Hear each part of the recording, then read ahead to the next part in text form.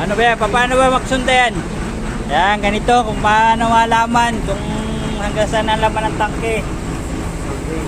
Sounding. Kung tawagin sa barko, sounding.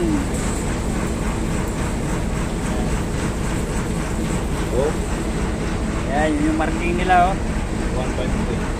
153. Lalagyan nila nung parang tawagin sounding paste, parang Colgate. Pag nabasa yun, pag-ibang kulay, malalaman na nandun na yung laman ng tangke kung gano'n nakataas. Ito yung the best oiler hair sa mga Elbord Company. Oy, huwag kayong mahiya. Ay, Matt and the legend oiler hair. The legend is Nonoy.